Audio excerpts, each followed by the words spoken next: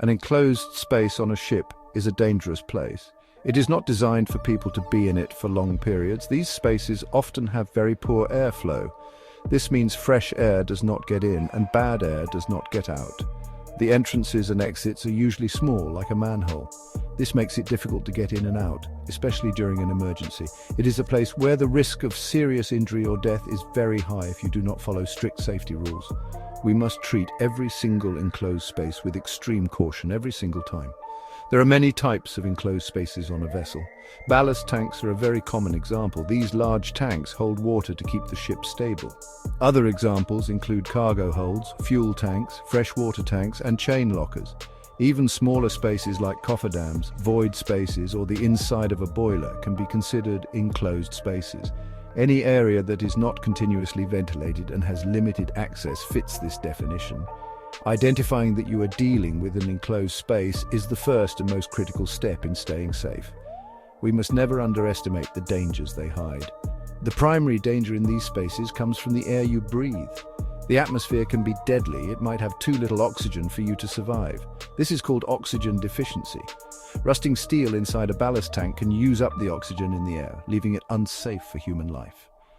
The space could also contain poisonous or flammable gases. These gases might come from cargo residue, rusting metal, or from chemicals used for cleaning. You cannot always see or smell these dangerous gases, which makes them silent killers for any unprepared crew member entering the space. Because of these hidden dangers, strict rules are in place. International regulations and a ship's own safety management system, or SMS, provide clear instructions. Guides like the Code of Safe Working Practices for Merchant Seafarers, or COSWP, give detailed procedures. Before anyone even thinks about opening a manhole, these documents must be read and understood by the entire team. They are not just paperwork, they are lifelines. Following these procedures is not optional. It is a requirement that ensures everyone involved in the operation knows the risks and how to manage them effectively from start to finish. Before any work begins, a thorough risk assessment must be completed. This is not a quick check. It is a detailed process to identify every possible thing that could go wrong. For a ballast tank inspection, you must think about specific hazards. Is the tank coated or uncoated? An uncoated tank has a higher risk of low oxygen due to rust. You must consider the risk of falling from ladders, which may be slippery with mud or water. You also need to think about the structural integrity of the tank itself. The risk assessment forms the foundation of your safety plan, and it must be done with care and attention to detail. The single greatest threat inside a ballast tank is the atmosphere. A lack of oxygen can cause you to pass out in seconds with no warning. Toxic gases like hydrogen sulfide can be present from decaying marine life or bacteria in the mud. These gases can be fatal even in small amounts. Therefore, controlling the atmosphere is our top priority. The first step is ventilation. We must force fresh air into the tank for a long time before entry. This is done using powerful blowers and flexible trunks to push clean air to the very bottom of the space, ensuring all bad air is forced out. After ventilating, we must test the air. Never trust your senses. You must use a calibrated multi-gas detector. This device measures several things at once. It checks the oxygen level, which must be 20.9%. It also checks for flammable gases, which should be near zero. It will also test for toxic gases like carbon monoxide and hydrogen sulfide. Testing must be done from outside the tank first by lowering the detector's probe into the space at different depths. Only when the meter shows safe readings continuously can we consider entry. This testing must continue throughout the entire job. Beyond the air quality, other physical preparations are critical. The area around the manhole must be cordoned off with safety tape or barriers. This prevents unauthorized people from approaching the open tank. Proper lighting is essential. You'll need powerful approved portable lights to see inside the dark tank. Any pipelines or systems connected to the tank must be isolated. This is done using a lockout-tagout or LOTO procedure.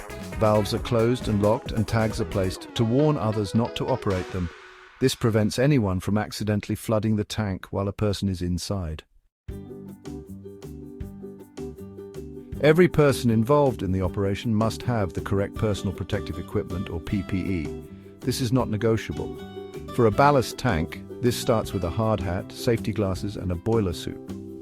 Proper safety footwear with good grip is crucial to prevent slipping on wet or muddy ladders and surfaces. Everyone must also carry a personal gas detector. This device will sound an alarm if the air quality changes for the worse while you are inside. Most importantly, each person entering must carry an emergency escape breathing device, or EEBD. This gives you a limited supply of air to escape if something goes wrong. A safe entry operation requires a dedicated team, and each person has a specific role. First is the person entering the tank. This individual is responsible for doing the inspection. Second is the safety watch, or standby person. This person stays outside the manhole at all times. Their only job is to monitor the person inside, maintain communication, and raise the alarm in an emergency. They must never leave their post. The officer of the watch, or the ship's master, must be fully aware of the operation and give the final permission. Clear communication between all these roles is vital for safety. A comprehensive rescue plan must be in place before the job starts. Hope is not a strategy. You must be prepared for the worst-case scenario. This means having a rescue team on standby, fully trained and ready to act. The rescue equipment must be laid out near the entrance. This includes a tripod or davit for lifting a person out, a harness and lifeline, and full self-contained breathing apparatus, or SCBA, sets for the rescue team. The rescuers must never enter the space without breathing apparatus. Many fatalities happen when would-be rescuers rush in without protection and become victims themselves. The final step before anyone enters the space is a toolbox talk. This is a short, informal meeting held at the worksite. The officer in charge gathers the entire team, the person entering, the safety watch, and the rescue team. They review the risk assessment and the permit to work. They discuss the specific tasks, the known hazards, and the emergency procedures. Everyone confirms their role and responsibilities. This is the last chance to ask questions and make sure every single person understands the plan completely. No entry is permitted until this talk is complete and everyone agrees they can proceed safely. With all preparations complete, the entry can begin. The person entering the tank must follow the plan exactly. They maintain constant communication with the safety watch outside, often using a pre-agreed system of signals or a radio. The safety watch, in turn, keeps a log of entry and exit times and monitors the person inside without any distractions. No one is ever allowed to enter an enclosed space alone or without permission documented on a valid permit to work. If the person inside feels unwell or if any alarm sounds from their gas detector, they must exit immediately.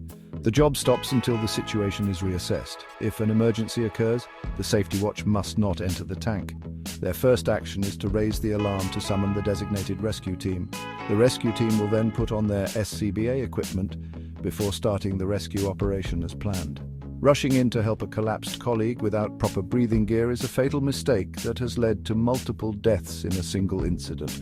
The rescue plan that was practiced and prepared is the only safe way to respond. The safety of the rescuers is just as important as the person they are trying to help. The alarm and the SCBA are their lifelines. Once the inspection inside the tank is finished, the job is not over. The person must exit the space safely and report to the safety watch.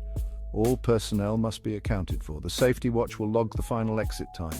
All equipment, such as lights, tools, and ventilation trunks, must be carefully removed from the tank. A final check is made to ensure nothing has been left behind inside. This step is crucial, as forgotten equipment could damage pumps or systems later on. Only when the tank is confirmed to be empty and clear can the manhole cover be closed and secured. The final administrative steps are essential for completing the job properly.